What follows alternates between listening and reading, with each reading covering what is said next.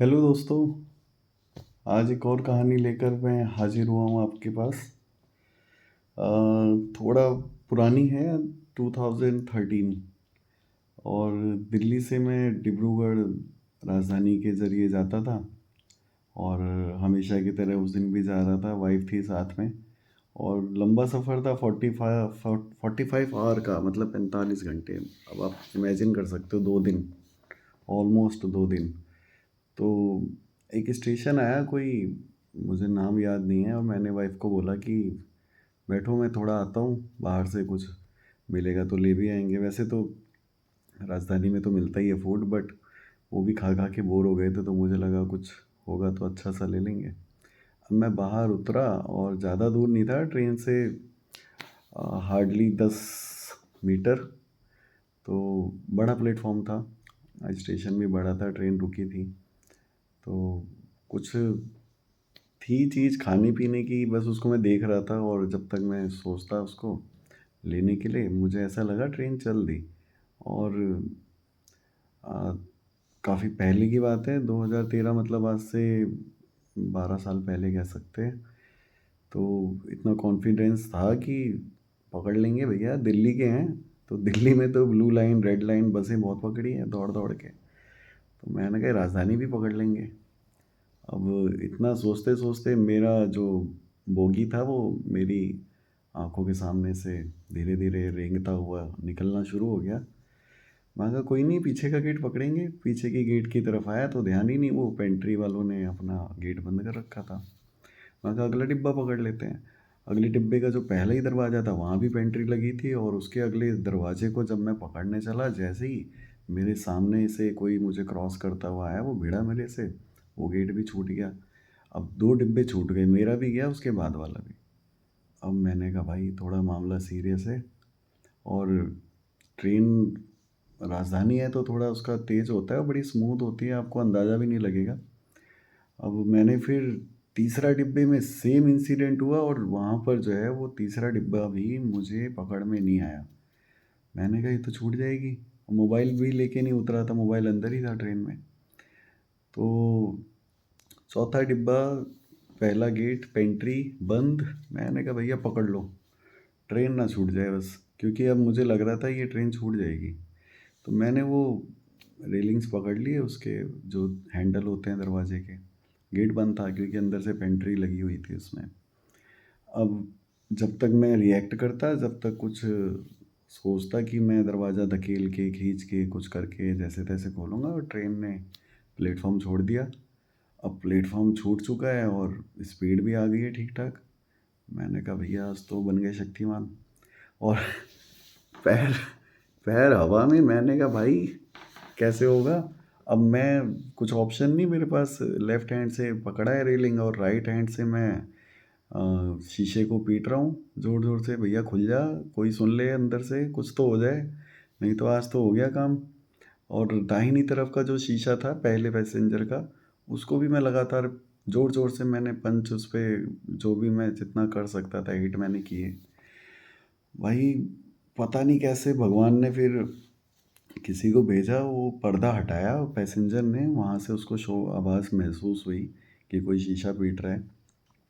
पर्दा हटा के मेरा हाथ उसको दिखा, उसने फटाफट जो अटेंडेंट होते हैं उनको बोला, अटेंडेंट ने पेंट्री हटाई उस तरफ से। अब इतना कार्यक्रम होने में आप अंदाज़ा लगा सकते हो कि 1.5 मिनट लग गया लगभग। और 1.5 मिनट एक चलती ट्रेन में लटक के आप इमेजिन, मैं नहीं कहूँगा कि आप करके देखो, बट आप इमेजिन कर सकते हैं।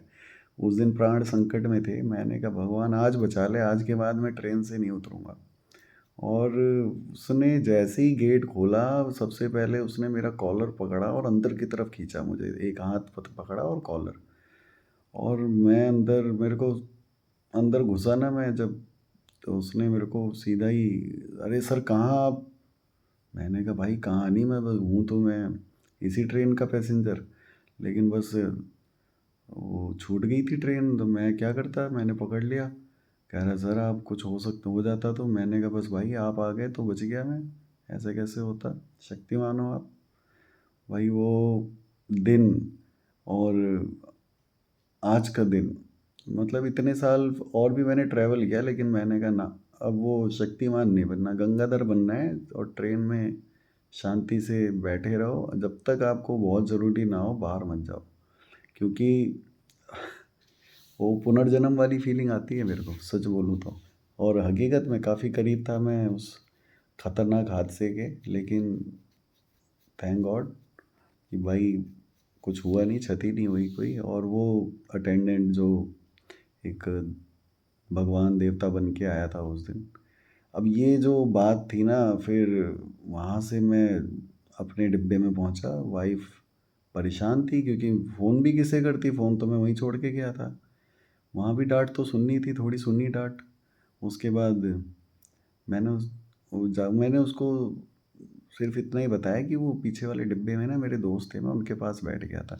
एक्चुअल में क्या है, जब केवी से हम दिल्ली आते हैं, एक पर्टिकुलर स्लॉट जो हमारा छुट्टियों का होता है, तो आने और जाते टाइम आपको अपने बहुत सारे केवियंस मिल जाते हैं।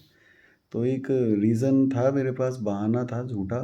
मैंने बोला वो पीछे मिल गए थे दोस्त, उनके पास बैठ गया था। क्योंकि अगर वहाँ बता देता कि भाई मैं अभी अभी एक बहुत लंबी खतरनाक पारी खेल के आया हूँ ना, तो शायद मुझे वो फिर परमिशन नहीं मिलती कभी स्टेशंस पे उतरने की, स्पेशली वाइफ के साथ। और उसको तो मैंने टाल दिया। अब कहानी ऐसी थी, घटना ऐसी थी कि जो अंदर ही अंदर हिला दिया था उसने मुझे। और इस चीज़ को मैंने अपने कुछ दोस्तों से तो शेयर कर लिया था आने के बाद, और फिर आगे वाले सालों में भी। लेकिन बाई चांस एक दिन, अभी ज़्यादा नहीं, 1 डेढ़ साल पहले कुछ दोस्त और कुछ कज़न्स आए थे भाई घर पे। तो कुछ चर्चाएं हो रही थी बहादुरी की, तो मैंने भी एक ये वाली कहानी रख दी। और मुझे नहीं पता था, मम्मी सुन रही थी किचन में से। बस तब से लेकर आज तक ट्रेन से सफ़र करने के दौरान या शुरुआत में एक ही बात मम्मी बोलती हैं कि अब उस दिन जैसा नहीं करने का दोबारा। मैंने कहा नाम आते ना असंभव, असंभव वो कैरी मिराती का वो असंभव बड़ा फेमस है ना। तो मैं फिर ज़्यादा शक्तिमान बनने की कोशिश नहीं करता हूँ, बस भैया शांति से।